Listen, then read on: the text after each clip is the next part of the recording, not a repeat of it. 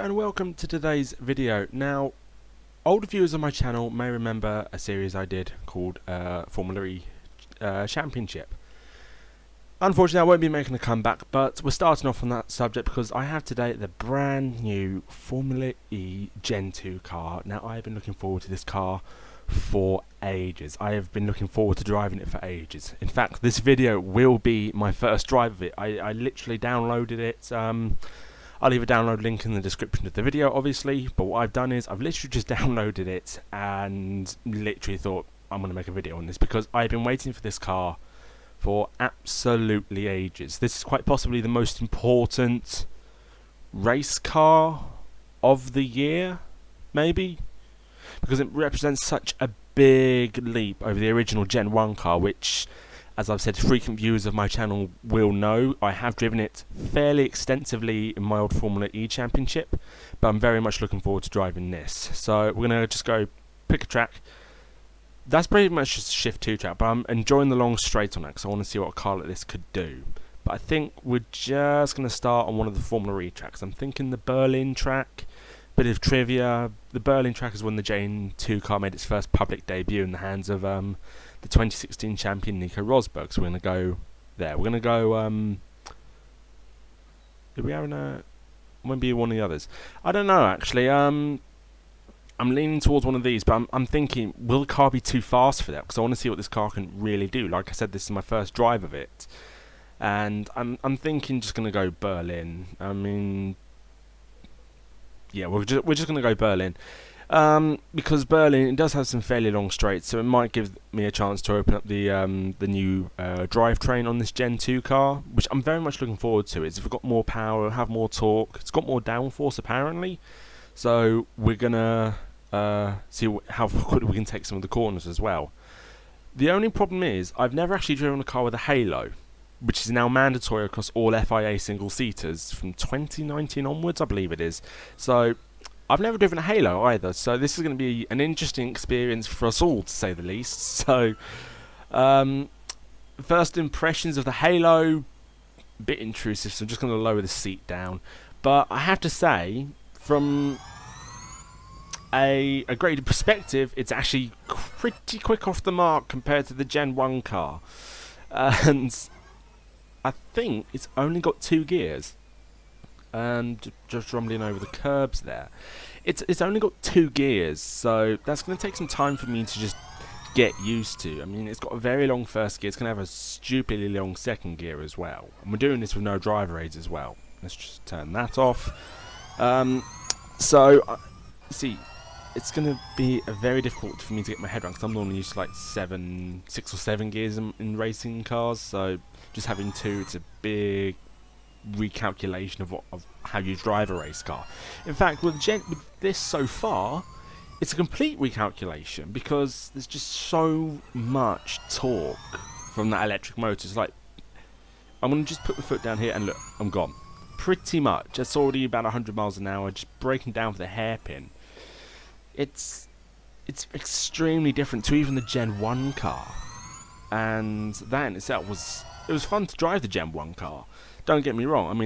I enjoy doing it in the series, and just on casual paper, the Gen 2 car just feels that bit quicker. I mean, doing about 130 as we cross the line, and coming into the first corner, left front lock up. So we just pump the brake pedal, just try and ease the locking of that wheel because it went unloaded into the first corner because it's a left-hand corner, and at the moment it feels stable.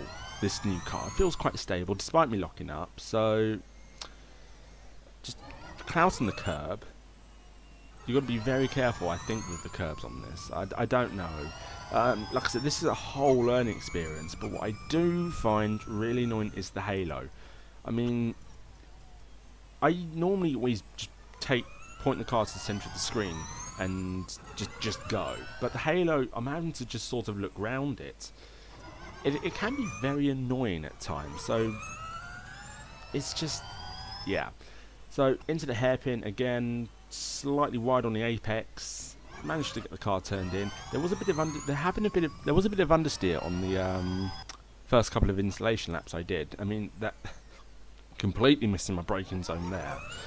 So I've still got like cold tires, cold brakes. I'm just trying to ease myself into it, just try and find where I am with the limits of the car. So first corner again, completely missed my braking zone again. It can feel stable under braking. I'm not really proving that so far. Like I said, our opening lap time was a 1:14.00, so that's okay in my eyes. I'm not sure how quickly Nico Rosberg took this round. But yeah, you do need to. I think now you do need to just take care of the curbs. I also think you might need to take care of the throttle as well, because there's so much torque from that motor. But only with these couple of installation laps, it does feel quite a nice car to drive once you get it all hooked up.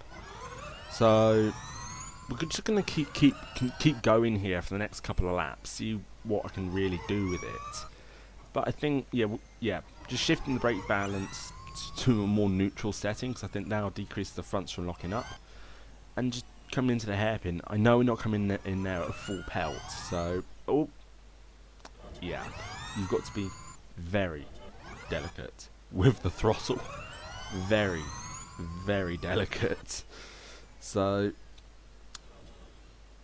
it does feel quite a nice, interesting car to drive, and in comparison to the original Gen 1 cars, it is. You can definitely feel it's quick. Definitely. I mean, just down the straights, I don't even think I was hitting about 100. Was that 140? I wasn't actually taking a look, but we were just hitting about 135 in the old Gen 1 cars, whereas this you're hitting about 140, maybe even 145 if you're really good and you get a slipstream. So yeah, just clouds in the corner again. Like I said, this corner is proving to be an absolute nightmare for me, because you hit the corner, you unsettle the car, and the moment you think, okay, I'll just land on the ground, plonk the throttle. That's not going to work, because if you just plonk the throttle in this, you just immediately light the rears up. So yeah. Also, I think this car, it feels like it produces a little more downforce than the original Gen 1 car. But at the moment, I'm still yet to find it. It's one thing that's really nagging me about this car. It's the amount of downforce it produces. I mean, supposedly the new Gen 2 cars in real life are supposed to produce more, but on the game at the moment, it does not feel like it. It does not feel like that at all. So, okay, just down the back straight here, that's 120. 125 is across the line. Yeah, we got up to nearly 140, so that does feel a little faster than the old Gen 1 cars, I have to say that. Okay, so taking it easy through here. It's the low speed stuff that gets me this one. It's the low speed stuff. I mean, it sometimes even feels slightly bulky. And I know I'm just not saying that just to say like there's more bodywork. Don't get me wrong, there is more bodywork. That's probably why I keep missing my apexes as well. So into this left-hander here. See, I can't see the apex in this driving position because of the wheel fenders. So it's a difficult concept to get my head around. It kind of reminds me of driving the X1 I did a couple of years ago around the Nürburgring. But I wasn't doing that from cockpit cam. I think I was doing it from T-cam, which we'll take a look at later, because personally I just don't like driving with this halo. It is extremly annoying. So this lap looks to be quicker. It's a 110.1, so that's fairly easy. Yeah. Oh, there we go. We're stuck. We're stuck in pure typical fashion. We got stuck.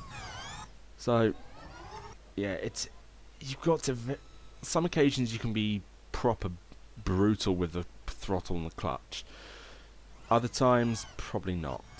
Anyway, so I thought we'll just leave Berlin, and we're actually going to go to Long Beach. It's a track Formula E has been to before, and we're actually doing the full layout because it's got these 2, maybe 3 long straights where I really want to open up this Gen 2 car and really see what it can do. Because, like I said, it's a massive technological step up over the original car, and with more power. Better aerodynamics, I have to say. The reason why this car looks like it is to decrease aerodynamic drag, yet still keep it the downforce it has. And that being said, just completely overshooting the first corner. Still, the good news is you can just flick it around and get it back over again. So this is a proper street track, unlike Berlin, and it's quite a fast one, I believe. Don't get me wrong. I think there are faster street tracks. Azerbaijan springs to mind, but I absolutely hate that track personally. I just can't seem to get it right. So we're going to see what we can do here, because like I said, Formula E has been here before. So who knows, maybe we can even see a Gen 2 race around Long Beach. I don't think we're going to see it this year in the calendar though, but maybe next season or something, if it can come back to Long Beach. Because I didn't mind the Long Beach race, I don't mind the Long Beach track, but it's quite a fast track and it can really show what these Gen 2 cars can do. That's 140 miles an hour going into the braking zone here. So, but I think just on the installation laps, we're just going to get a feel for the track, let the tyres and the brakes warm up and everything before we can really start to push it, because I just really want to see what this car can do. Like I said, I've been waiting for this car for absolutely ages. So here we go, crossing the line. That's 130 miles an hour. When you say we've got this massive long main straight coming down to the first corner, that's 152 miles an hour before we hit the braking zone, and coming into the first corner now. Like I said, for an electric car, 152 miles an hour, that's pretty good. For an electric race car, that's okay. I know Venturi hold the land speed record for electric cars, but this isn't going to break any land speed records anytime soon. But I can also say I've been in electric cars on the road as well. They are quick, and personally, I think electric cars are sort of the way forward. It's why I've been following this series with massive interest, because, well, I still remember waking up and watching the first ever round of the first ever season. So that was fun. That was a big crash between Prost and Heifeld, but hey. So back straight, like I said, we got up to 152 on the main straight. Here you can only get up to about 140 miles an hour before we get into the braking zone. On a proper street circuit, this car actually feels stable, but that being said, I'm just trying to be I'm being quite eager with the throttle, just trying to get every little bit of that lap time out. And you saw it earlier just then, just me drifting slightly wide. So it's like I said, compared to Gen 1 car, which I've actually also driven around here, this does feel, it feels faster. It is faster, I have to say. And that being said, it is still quite twitchy. So even on like a proper street track such as Long Beach or even Monaco, but it can be incredibly twitchy, and I sometimes also suggest to avoid the curbs. That's standard code of practice on a street track, I know. Even like with Monaco, for example, well, I know Monaco doesn't really have much in the way of curbs exposed, but hey. I didn't want to take this around Monaco because I just didn't feel like it'd suit the car. But I just thought just do some burnouts as well, and exactly that. I mean, I was actually fighting with the wheel a bit doing that burnout, because it just goes to show you've really got to be delicate with the throttle. You can't just plant it straight away, because if you plant it, you've got to feather the wheel. You've got to fight the wheel just to keep the car in a straight line, because it will squirm. That's one way of setting off. Another one is just being gentle with the throttle. But in a racing situation, I don't think you'd ever want to be gentle with the throttle. And yeah, so it's fast, this car. It is fast. It could develop a little more downforce. I feel like if I was to go and modify the physics of the car, maybe it could do that. But it's fast. Okay, I'm not denying that this car is quick. But if you're like me, you drive with no driving aids, you've got to be very careful how you control your throttle when you brake. Otherwise, you can end up locking up or spinning the car. You've also got to be slightly careful with the downshift as well, not to give engine braking, because that will probably end up spinning the car. And also, like I said, sometimes you've just got to be really careful with the curbs, and you've got to be really delicate with this car.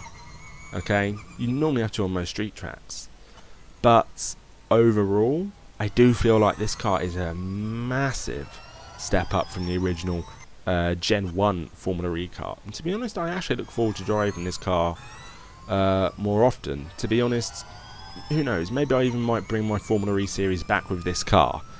On that subject of that though, when you download this, if you haven't already downloaded it, fair enough, thank you for sticking about. With this, you only get this one car, the base car. Now, I'll also leave a link to the Facebook group I got this from. I actually got this off Facebook. I'll leave you a link to the Facebook page there on. However, there is one thing, and that's if you want like all the additional drivers and the liveries and stuff, you'd have to pay a bit of extra money. Now it's about 20. I can't remember what it was, but just a quick conversion. If you live in the UK like I do, it'll cost you about £5 to get the cars and drivers and that sort of stuff. And to be honest, that sounds quite fair. So who knows? I might actually end up going to do that because I unfortunately don't have enough time to make skins and drivers and all that sort of stuff. I barely got around to this. Is my first video in who knows how long. Catastrophic loss of driving talent there. Yeah, I'm just let's just go and do some donuts. Oh, I do love this car very much, but yeah, to get all that stuff is about £5 or so, which I probably might do. I don't know yet, and if I do, I might bring back my old series. But what I'm going to do now, I'm just going to leave you guys with a spectator cam of this car from Long Beach, and I will see you guys at the end of the video.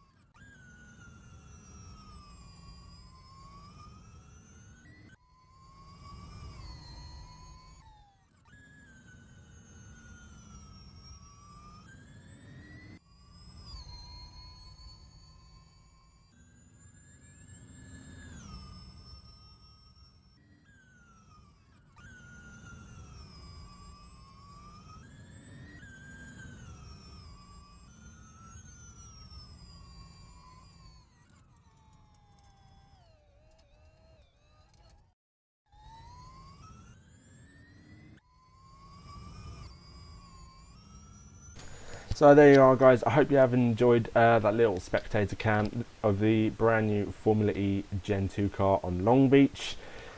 How do I sum this car up? It is an absolute joy to drive. I highly recommend you go and download it. Anyway, that's going to do it for today, guys. I've been Tony.